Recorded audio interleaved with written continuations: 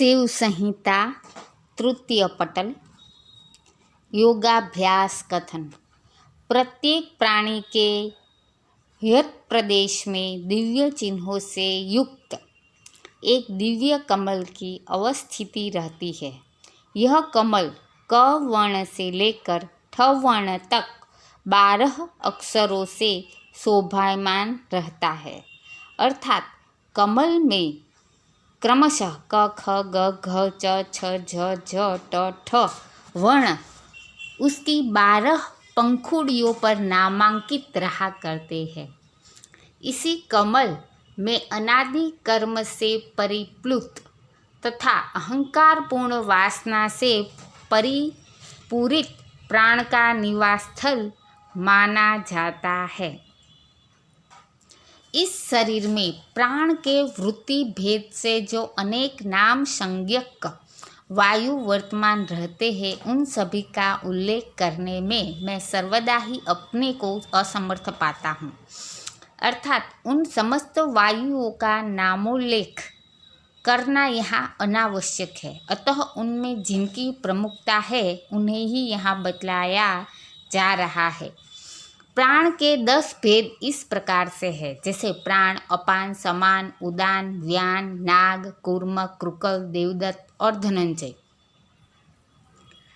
शास्त्रों में वर्णित उक्त 10 प्राण ही प्रमुख माने गए हैं। ये समस्त वायु अपने अपने कर्मों से प्रेरित होकर शरीर में क्रियाशील रहते हैं। उक्त कथन 10 वायुओं में भी 5 वायुओं प्राण, अपान, समान, उदान और व्यान की विशेष स्वरूप से महत्ता रहती है, किंतु मैंने यहाँ केवल प्राण और अपान इन 2 को ही कहे हैं।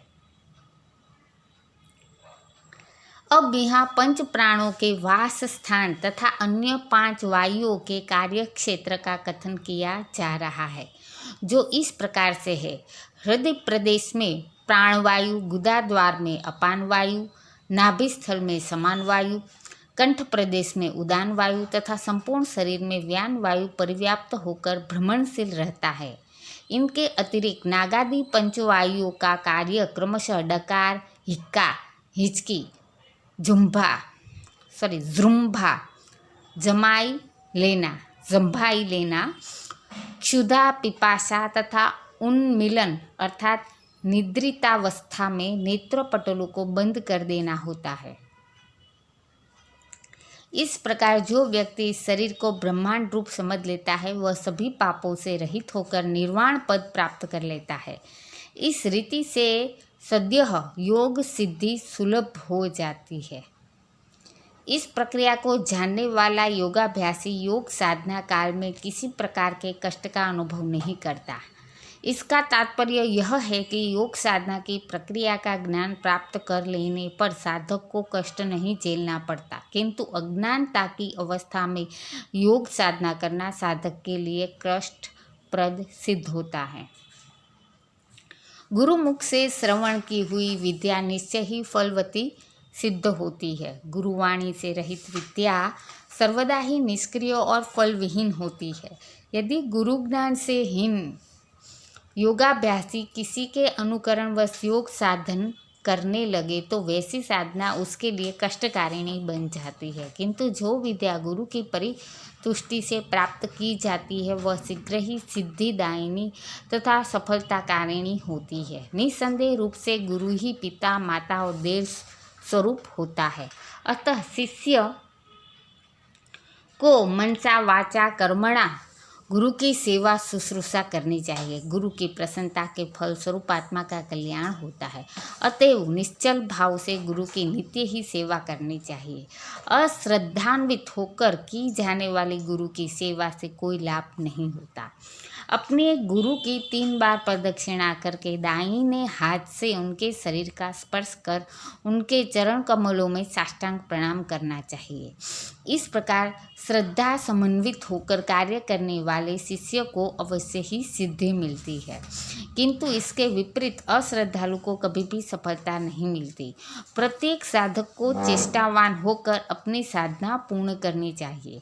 साष्टांग प्रणाम निवेदित करने का विधान शास्त्रों में निम्न प्रकार से किया गया है, अर्थात पैर, जांघ, हृदय, सिर, दृष्टि, मन तथा वक्षस्थल, इन 8 अंगों से जो प्रणाम किया जाए उसे अष्टांग प्रणाम कहा जाता है। किंतु यह साष्टांग प्रणाम केवल पुरुषों के लिए ही करणीय होता है। महिला को इस प्रकार का प्रणाम करना वर्जित है।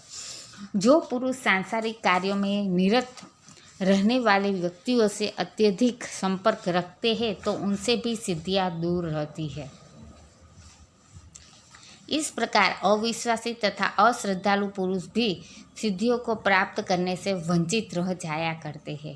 मिथ्यावादी, कर्कशवाणी बोलने वाले तथा गुरु के परितोष का ध्यान न रखने वाले व्यक्तियों की भी यही दशा होती है, अर्थात वे सिद्धि प्राप्ति हेतु सदा ही अयोग्य साबित होते हैं। योग शास्त्र में सिद्धि प्राप्ति के 6 लक्षण बतलाए गए हैं, जो इस प्रकार से है।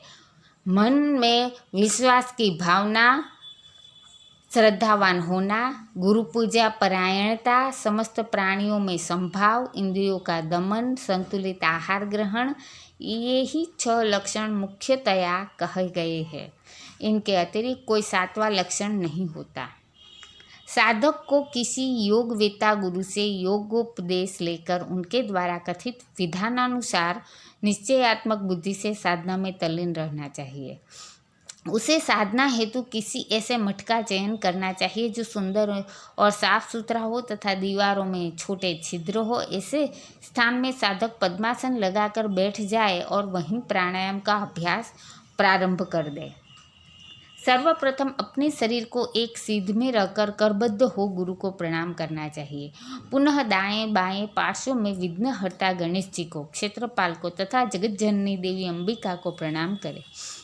तदंतर दाहिने हाथ के अंगूठे द्वारा पिंगला नाड़ी, दाया नासिका रंध्र को रोककर ईडा नाड़ी, चंद्र नाड़ी, वाम नासापुर से वायु को शक्त्यानुसार ऊपर की ओर खींचकर कुछ क्षण तक उसे रोके रहे।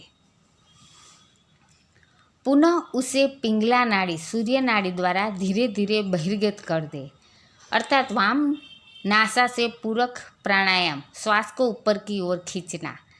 करने के पश्चात कुंभक प्राणायाम, कर्षित वायु को रुद्ध करना करे। तत्पश्चात वाम नासिका से रेचक प्राणायाम, दाएं नासारंध्र से शनैही अवरुद्ध वायु का निष्कासन करना चाहिए। तात्पर्य यह है कि पूरक, कुंभक और रेचक ये तीनों ही प्राणायाम के अभिन्न अंग माने गए हैं। इस प्रकार बारंबार पिंगला नाड़ी, दाया नासापुर से पूरक प्राणायाम करें और ईडा नाड़ी द्वारा वायु का कर्षण करके कुंभक प्राणायाम की क्रिया संपन्न करें। तत्पश्चात ईडा नाड़ी से अवरुद्ध वायु का निष्कासन धीरे धीरे करें। वायु को निकालते समय शीघ्रता न करें। इस रीति से 20 बार आलस्य रहित होकर कुंभक प्राणायाम करने वाला साधक सभी द्वंद्वों से विमुक्त हो जाता है। अभिप्राय यह है कि कुंभक प्राणायाम का अभ्यास क्रमशः बढ़ाता हुआ उस पर अपना आधिपत्य कर ले तो वह समस्त क्लेशों से छूट जाता है।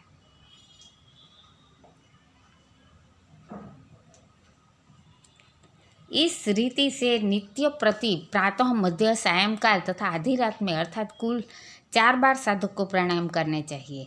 उक्त कथित रीति से आलस्य विहीन होकर निरंतर 2 मास तक नियमपूर्वक प्राणायाम करने के परिणाम स्वरूप साधक के नाड़ी मल का परिष्कार हो जाता है। तत्वदर्शी योगी की नाड़ी का परिशोधन हो जाने पर उसके सभी विकार मिट जाते हैं और योग साधना का मार्ग प्रशस्त हो जाता है। नाड़ी का शुद्धिकरण होने के पश्चात योगी में जो लक्षण प्रकट होते हैं उन्हें मैं संक्षिप्तया कह रहा हूँ। नाड़ी शुद्धि के पश्चात योगी का शरीर साम्यावस्था में आ जाता है, अर्थात उसकी देह में स्थूलता, दुर्बलता या वक्रता नहीं रह जाती और सभी अंग एक समान दिख पड़ने लगते हैं। उसके शरीर में सुगंधी तथा मुखमंडल पर तेजस्विता की कांति झलकने लगती है। ऐसी अवस्था आने पर उसके स्वर में भी मिठास आ जाती है। इन प्रारंभिक लक्षणों के साथ उसे योग का परिरूपेण ज्ञान प्राप्त हो जाता है। इसी को योगावस्था भी कहा जाता है। प्राणवायु की सिद्धि होने पर पूर्व कथित सभी लक्षण आरंभिक काल में पाए जाते हैं। उन सभी में उनसे मिलने वाले उस लाभ का कथन करता हूँ जिससे समस्त दुखों का नाश हो जाता है। ऐसे योगी में जठराग्नि की प्रज्वलिता, अंग सौष्ठव, आहार ग्राह्यता, हर्षोल्लासितता एवं मन की प्रसन्नता उत्पन्न हो जाती है। अब मैं उन विघ्नकारी कारकों का कारण वर्णन करता हूँ जिसके परित्याग से योगी इस संसार सागर से पार चला जाता है। योगी के लिए खट्टे, रूखे, तीक्ष्ण, नमकीन, सरसों आदि पदार्थों का सेवन, कड़ुए पदार्थों का भोजन, अत्यधिक भ्रमण, प्रातः स्नान तथा शरीर में तेल आदि का मर्दन करना निषिद्ध है।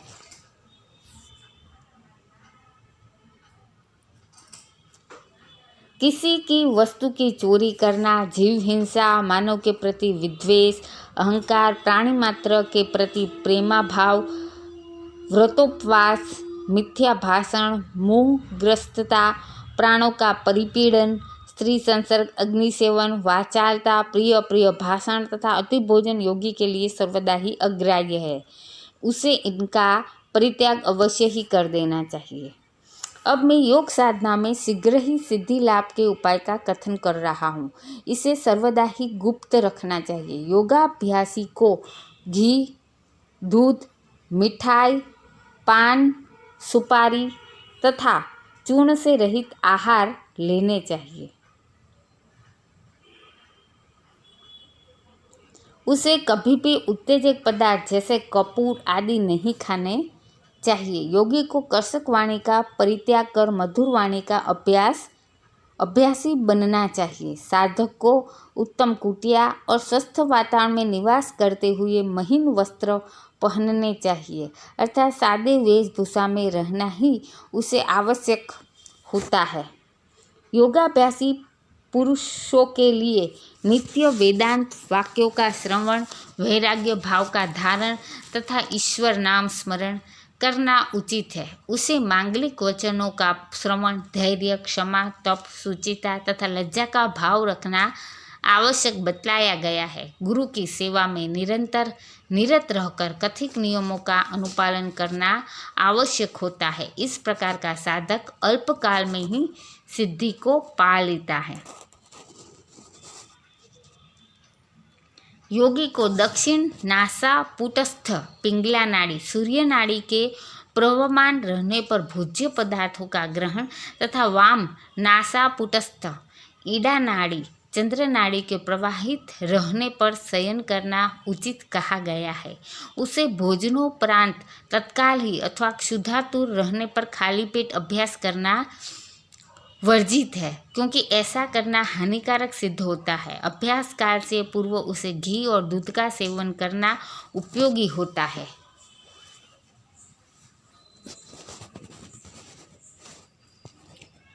योगाभ्यास में दृढ़ता आ जाने पर उसे कथित नियमों के पालन की कोई आवश्यकता नहीं रह जाती। उसे बार बार अल्प मात्रा में भोज्य पदार्थ ग्रहण करते रहना चाहिए। इस प्रकार प्रतिदिन कुंभक प्राणायाम का अभ्यास करते रहने से कुंभक की सिद्धि मिल जाती है। तत्पश्चात उसमें वायु धारण की यथेष्ट शक्ति आ जाती है। योगी में वायु धारण की यथेष्ट शक्ति आ जाने पर उसका कुंभक सिद्ध हो जाता है, अर्थात वह समस्त कार्यों में सामर्थ्यवान बन जाता है। उसके लिए कुछ भी दुष्प्राप्य नहीं रह जाता। प्रथम बार के अभ्यास काल में अभ्यासी के शरीर से पसीना छूटने लगता है। उस क्षण उसके लिए यह आवश्यक होता है कि वह देह निर्गत पसीने को शरीर में ही मलकर सुखा ले। यदि वह ऐसा करने से हिचकता है तो उसके शरीरस्थ धातुओं का विनाश हो जाता है। साधक द्वारा दूसरी बार अभ्यास किए जाने पर उसकी देह में कपकपी तथा तीसरी बार में मेढकी चाल उत्पन्न हो जाती है, अर्थात जिस प्रकार मेढक भूमि से ऊपर उछल कूद कर पुनः धरती पर आ जाता है, वैसे ही योगाभ्यासी का आसन भी किंचित ऊपर उठकर पुनः अपने स्थान पर स्थिर हो जाता है। अभ्यास के दृढ़तर हो जाने पर साधक स्वेच्छानुसार गगनचारी बन सकता है। योग सिद्धाभिलाषी के लिए शास्त्रोक्त नियमों का अनुपालन उस समय तक अनिवार्य होता है जब तक उसे यथेच्छ वायु धारण की शक्ति, अल्पकालिक निद्रा तथा अल्प परिमाण के में मलमूत्र का निस्सरण न होने लगे। अर्थात जब उसमें निद्रा की अनुभूति कम हो तथा मलमूत्र के निस्सरण की मात्रा भी घट जाए तो उसे योग सिद्धि की ओर उत्तरोत्तर अग्रसर होते हुए जानना चाहिए। तत्ववेता योगियों में शारीरिक और मानसिक व्यथा का बोध नहीं होता और न तो उसके शरीर में पसीना ही छूटता है, मुख से लार भी नहीं टपकती और न ही उसमें उदर कृमियों की उत्पत्ति होती है। उसके शरीर में कफ, पित्त और वात इन तीनों की दोषग्रस्तता भी नहीं होती। पूर्व निर्धारित काल तक योगी को भोजनादि ग्रहण में संयम रखने चाहिए। ऐसी अवस्था में साधक द्वारा अति भोजन या लघु भोजन किए जाने पर भी उसे कष्ट का अनुभव नहीं होता, बल्कि अभ्यास के फलस्वरूप उसमें भूचरी विद्या की सिद्धि आ जाती है। अर्थात जिस प्रकार मेढक अपने हाथ पटक कर भूमि में प्रविष्ट हो जाता है, उसी प्रकार योगी भी हस्तताड़न मात्र से ही भूमि में प्रवेश कर जाता है। योग साधना काल में साधक के समक्ष ऐसी अनेक प्रकार की बाधाएं आती रहती है जिनका निवारण करना अत्यंत दुष्कर होता है। ऐसी स्थिति में भी साधक को निराश न होकर अपनी साधना में तब तक संलग्न रहना चाहिए जब तक प्राण कंठ तक न आ जाए। अपने सम्मुख उपस्थित विघ्नों के समनार्थ साधक को अपनी इंद्रियों का दमन करना आवश्यक होता है। इसके साथ ही उसे किसी एकांत स्थान में बैठकर उच्च स्वर से प्रणव मंत्र का जाप मन लगाकर करना उचित है। योगाभ्यासी साधक पूर्व जन्मार्जित तथा वर्तमान कालिक कृत समस्त कर्मों का प्राणायाम के द्वारा विनाश कर डालता है। अतः प्राणायाम के बल पर योगी के लिए समस्त कर्मों का विनिष्टीकरण कर देना संभव हो जाता है। उत्तम योगी अपने पूर्वार्जित पाप पुण्य के कर्म समूह का नाश केवल 16 प्राणायाम के द्वारा ही कर डालता है। प्राणायाम के फल स्वरूप पाप पूंजी उसी भांति जलकर राख हो जाते हैं जिस प्रकार आग में पड़कर तिनका भस्म हो जाता है। प्राणायाम द्वारा पाप रहित योगी अपने पुण्य कर्मों का भी उसी अग्नि में आहुति दे देता है। तात्पर्य यह है कि सभी पाप पुण्यों कर्मों का पूर्ण रूप से क्षय हो जाता है। जब कुछ भी फल भोग शेष नहीं रह जाता तभी उसे मोक्ष की उपलब्धि होती है। उत्तम योगाभ्यासी पुरुष प्राणायाम की महत्ता के फलस्वरूप अष्ट सिद्धियों अणिमा, महिमा, गरिमा, लघिमा, प्राप्ति, प्राकाम्य, ईशित्व तथा वशित्व को हस्तगत कर इस संसार सागर से पार चला जाता है और तब वह त्रैलोक्य में अपनी इच्छा के अनुसार परिभ्रमण कर सकता है। यहाँ अष्ट सिद्धियों की प्राप्ति का उल्लेख क्रमशः नीचे किया जा रहा है। अणिमा, मन में इच्छा करते स्वरूप शरीर को परमाणु के समान सूक्ष्म बना लेना। महिमा, इच्छा मात्र से शरीर को विस्तृत कर लेना ही महिमा सिद्धि कहलाती है। गरिमा, हल्का होते हुए भी इच्छा मात्र से पर्वत से भी अधिक भारवान हो जाना। लघिमा, अत्यधिक भारवान होकर भी हल्का फुल्का प्रतीत होना। प्राप्ति, मनोनुकूल पदार्थों की तत्क्षण होने वाली उपलब्धि। प्राकाम्य, संकल्प मात्र से अभिलषित वस्तु की परिपूर्णता। ईशित्व, संपूर्ण भौतिक पदार्थों के निर्माण एवं विनिष्टीकरण की क्षमता का होना। वशित्व, किसी को अपने वशवर्ती बना लेने की समर्थता। प्राणायाम के क्रमानुसार अभ्यासी पुरुष में जब 3 घड़ी तक प्राणवायु के अवधारण की शक्ति उत्पन्न हो जाए तो वह अपनी इच्छा अनुसार सभी सिद्धियों को प्राप्त कर लेने में समर्थ हो जाता है। यह बात निश्चित रूप से सत्य है। ऐसे योगी में स्वेच्छाचरण की समर्थता, किसी दूरस्थ वस्तु की दर्शन शक्ति, दूरगामी शब्दों की श्रवण शक्ति, सूक्ष्म से सूक्ष्मतम पदार्थ के अवलोकन की शक्ति तथा किसी अन्य व्यक्ति के शरीर में प्रविष्ट होने की शक्ति भी आ जाती है।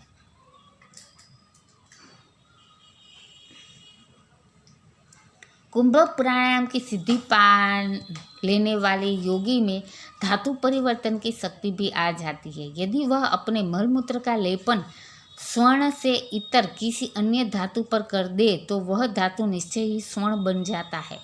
उसमें किसी की आँखों से ओझल होने, अदृश्यता तथा आकाश गमन करने की क्षमता भी आ जाती है। ऐसी अवस्था को घटावस्था कहते हैं। अर्थात ऐसी स्थिति भी योगी के लिए संसार की कोई भी वस्तु अलभ्य नहीं रह जाती। घटावस्था का आशय यह होता है कि जब योगी में प्राण, अपान, नाद, बिंदु, जीवात्मा तथा परमात्मा का सन्निवेश एक साथ हो जाए। योगी में एक प्रहर 3 घंटा तक वायु धारण की शक्ति उत्पन्न होने पर उसमें प्रत्याहार योग का एक अंग की शक्ति आ जाती है, जिसके फलस्वरूप साधन में कोई अंतर नहीं रहता। यह बात सुनिश्चित है। योगी में जिन जिन पदार्थों का ज्ञान हो उसे उन पदार्थों में आत्मभावना रखनी चाहिए। जिस इंद्रिय की सहायता से जिस वस्तु का बोध होता हो उसमें आत्मभाव रखने से इंद्रिय पर विजयश्री मिलती है। अर्थात जिस प्रकार नेत्र के द्वारा रूप, कर्ण के द्वारा शब्द या घ्राण के द्वारा गंधादि का बोध होता है, उसी प्रकार उन सब में आत्मभाव रखने पर वे इंद्रियां अपने विषयों का ग्रहण नहीं करेगी। तात्पर्य यह है कि विषयों से विमुख रहने पर स्वतः ही इंद्रियों पर विजय लाभ हो जाएगा। एक बार में कुंभक प्राणायाम द्वारा 8 घटी 3 घंटा तक प्राणवायु को रोक रखने वाला योगी पैर के अंगूठे पर निश्चल भाव से खड़ा रह सकता है, किंतु उसे इस अलौकिक शक्ति की गोपनीयता बनाए रखने के लिए अपनी विक्षिप्तावस्था प्रकट करनी चाहिए। अर्थात योगी को अपनी शक्ति संपन्नता का प्रदर्शन कदापि नहीं करना चाहिए। तत्पश्चात निरंतर अभ्यासरत रहने वाले योगी में परिचयावस्था का आविर्भाव हो जाता है। जिस समय वायु ईडा नाड़ी, चंद्र नाड़ी, पिंगला नाड़ी, सूर्य नाड़ी का परित्याग कर अचल हो उठता है, तब वह परिचित वायु सुषुम्ना मार्ग से आकाश में संचरण करने लगता है। ऐसी स्थिति में क्रिया शक्ति ग्राही योगी चक्र भेदन में निश्चित ही सामर्थ्यवान बन जाता है। अर्थात परिचयावस्था में योगी षट चक्र, आज्ञा चक्र, विशुद्धि चक्र, नाद चक्र, मणिपुर चक्र, स्वादिष्टान चक्र तथा मूलाधार चक्र भेदन में अवश्य ही सक्षम हो जाता है। ऐसी अवस्था की प्राप्ति अभ्यास के द्वारा ही संभव हो सकती है। अभ्यास के परिणाम स्वरूप योगी में परिचयावस्था आ जाने पर वह निश्चित रूप से त्रिकुट कर्मों को देखने में सफल हो सकता है। त्रिकुट कर्म के 3 भेद कहे गए हैं, जैसे आध्यात्मिक, मानसिक क्लेश आदि, भौतिक भूत प्रेत पिशाच आदि से मिलने वाला कष्ट, और आधिदैविक कर्म फलानुसार देवताओं से होने वाला कष्ट। योगी में इन त्रिकुट कर्मों का बोध हो जाता है, जिसे वह ओंकार मंत्र जाप के फलस्वरूप विनाश करने में भी सक्षम हो जाता है। यदि वह पूर्व जन्मार्जित कर्म फलों के भोगने का अभिलाषी हो तो उसे अपनी इच्छा के अनुसार भोग भी सकता है। योगी द्वारा 5 प्रकार की धारणा की सिद्धि हो जाने पर उसमें पंचभूतों की धारणा भी सिद्ध हो जाती है। पंचभूतों की सिद्धि मिल जाने के पश्चात उसे भूतों से कोई भय नहीं रह जाता। वायु धारण के अभ्यास का विधान यह है कि सर्वप्रथम आधार चक्र, पुनः उससे ऊपर स्वादिष्टान चक्र, मणिपुर चक्र, अनाहत चक्र, विशुद्धि चक्र और आज्ञा चक्र में क्रमशः 5 घटी 2 घंटे तक वायु धारण करने का अभ्यासी बने। इस प्रकार गुदाद्वार, शिश्न, नाभिस्थल, हृदय, कंठ प्रदेश और भौहों के मध्य स्थित 7 चक्रों में वायु धारण के अभ्यास को सिद्ध कर लेने वाला योगी अविनश्वर हो जाता है। अर्थात उसका विनाश पंचभूतों के द्वारा कभी संभव नहीं होता। इस प्रकार पंचभूतों का दृढ़ाभ्यासी योगी के निकट मृत्यु 100 ब्रह्माओं का आयु काल पूर्ण हो जाने पर भी नहीं जाती। इस प्रकार के निरंतर अभ्यास द्वारा योगी में निष्पत्यावस्था आ जाती है। वह अनंत काल से अंकुरित हुए कर्म बीज को नष्ट कर अमृत पान करने में समर्थ हो जाता है। अपने अभ्यास रूप कर्म द्वारा जब योगी में समाधि ज्ञान उत्पन्न हो जाता है तब वह समाधि में निमग्न हो जाया करता है। योगी में इस प्रकार की निष्पत्यावस्था आ जाने पर उसकी समाधि भी इच्छा के अनुरूप होती है।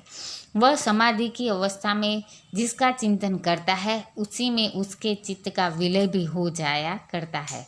ऐसा योगाभ्यासी मन वायु और क्रिया शक्ति के साथ सभी चक्रों का भेदन कर अंत में ब्रह्म ज्ञान में समाहित हो जाता है। देवी पार्वती से शिवजी कहते हैं कि हे देवी, अब मैं संपूर्ण क्लेश निवारक प्राणवायु के उस विधि को बतलाता हूँ जिसके द्वारा सांसारिक रोगों का अवश्य ही विनिष्टीकरण हो जाता है। यदि प्रबुद्ध साधक अपनी जिह्वा को पलटकर तालु मूल में लगा ले और प्राणवायु का पान करे तो उसके सभी रोगों का विनाश सुनिश्चित रहता है।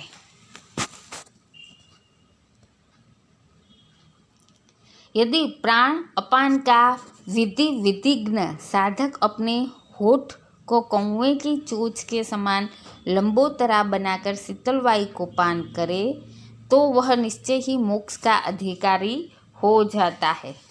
जो पुरुष विधान पूर्वक नित्य प्रति रसान्वित वायु का पान करता है उसके श्रम परिश्रम से उत्पन्न होने वाली थकावट, दाह, शारीरिक जलन तथा जरा, वृद्धावस्था आदि सभी रोग निर्मूल हो जाते हैं, अर्थात उसे उक्त प्रकार के कष्टदायक रोग नहीं झेलने पड़ते। जो योगी अपनी जीवा को ऊपर की ओर उठाकर चंद्रमा से स्त्रवित होते हुए अमृत का रसास्वाद करता है वह निश्चित रूप से 1 महीने के अंदर ही मृत्यु पर विजय पा लेता है। जीभ को उलटकर गल घंटिका के पीछे तालु मूल में लगाकर उससे टपकते हुए अमृत का पान करना खेचरी मुद्रा कहलाती है। अपने निचले दांत से राजदंत को दबाकर उसके छिद्र से विधिपूर्वक वायुपान तथा कुंडलिनी देवी का ध्यान करने वाला साधक 6 महीने में ही कवि बन जाता है। उक्त कथित काक चंचू की मुद्रा द्वारा दोनों संध्याओं में कुंडलिनी की मुखाकृति का ध्यान करता हुआ प्राणवायु का पान करने वाला साधक क्षय रोग, तपेदिक, टीबी से शीघ्र ही मुक्त हो जाता है। जो योग साधक काकचंचू मुद्रा की सहायता से दिन रात प्राणवायु का पान करता है उसके सभी रोग निसंदेह रूप से विनिष्ट हो जाते हैं। उसमें दूर की बातें सुनने तथा दूर तक देखने की शक्ति भी आ जाती है। ऐसा योगी सूक्ष्म से सूक्ष्मतर पदार्थों के अवलोकन में भी सक्षम हो जाता है। जो प्रबुद्ध पुरुष दांत से दांत का संपीड़न कर तथा जीभ को ऊपर उठाकर धीरे धीरे प्राणवायु को पीता है वह शीघ्र ही मृत्यु को विजित कर दीर्घायु बन जाता है। इस प्रकार का अभ्यास प्रतिदिन करने वाला व्यक्ति 6 महीने में ही समस्त पापों से रहित होकर सभी रोगों का उन्मूलन कर डालता है। उक्त प्रकार का अभ्यास निरंतर 1 वर्ष तक करने वाला साधक निश्चय ही मृत्यु को विजित कर लेता है। अतः योग साधक को इस क्रिया की अवश्य ही साधना करनी चाहिए।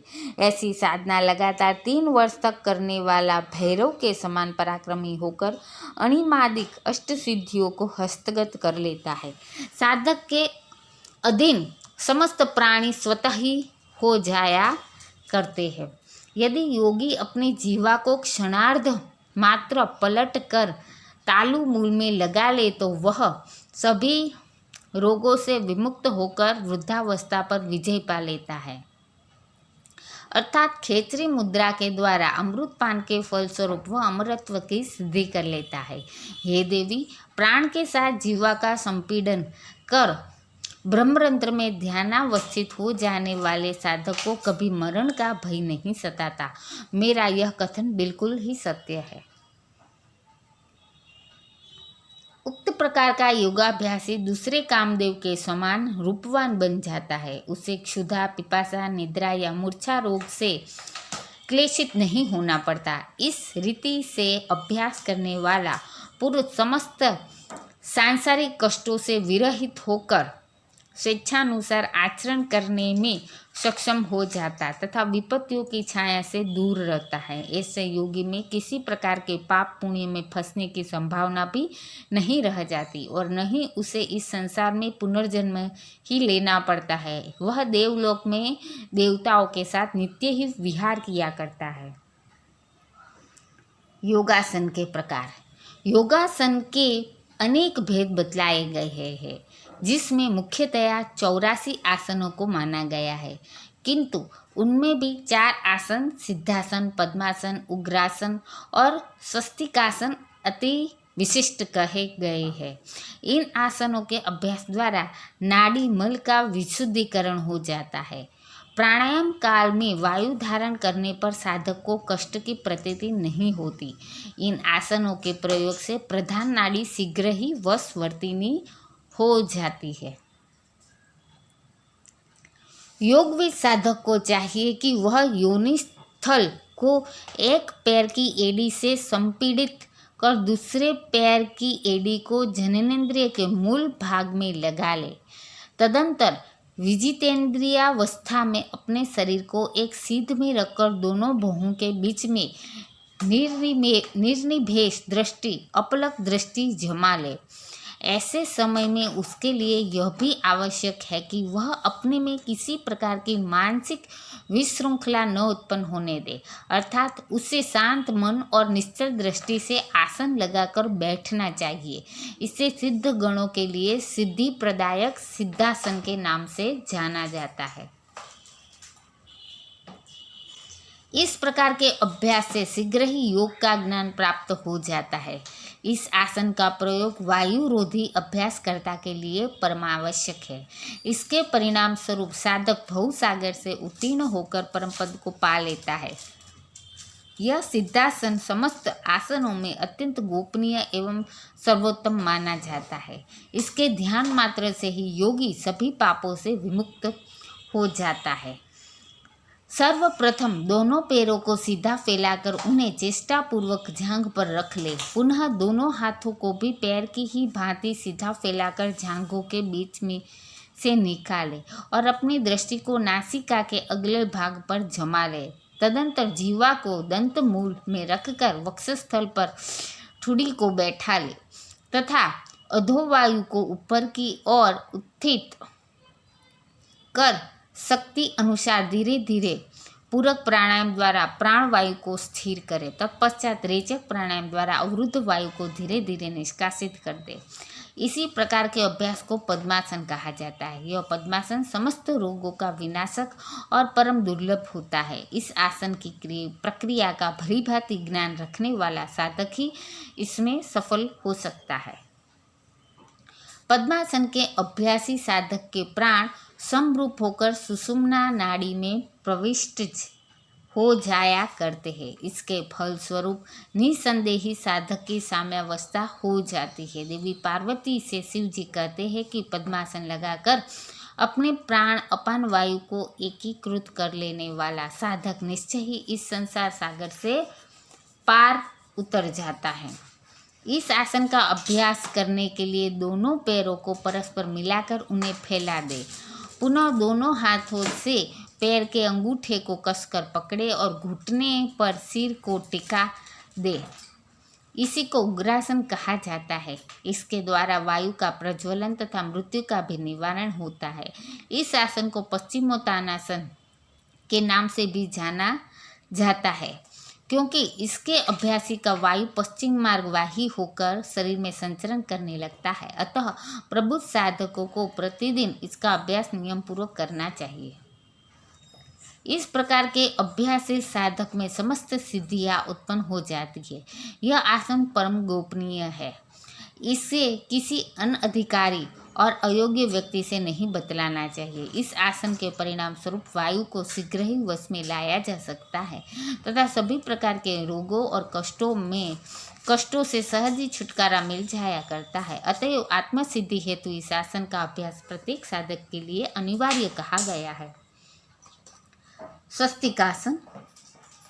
स्वस्तिकासन के लिए घुटनों और जांघों के बीच में भली प्रकार से पैर के तलुए को जमा कर साम्यावस्था में बैठना ही स्वस्तिकासन कहा जाता है। इस आसन के द्वारा साधक शरीरस्थ वायु को अविलंब वशवर्ती बना लेने में सक्षम हो जाता है। इसके द्वारा शरीर में रोगोत्पत्ति नहीं होती। इस आसन को सहज रूप से संपन्न कर लिए जाने के कारण ही इसे सुखासन भी कहा जाता है। इस सर्वोत्तम आसन को सदैव ही गुप्त रखना उचित है। इस प्रकार श्री शिव संहिता के योगाभ्यास कथन नामक तीसरे पटल की पंडित हरिहर प्रसाद त्रिपाठी कृत हिंदी व्याख्या समाप्त।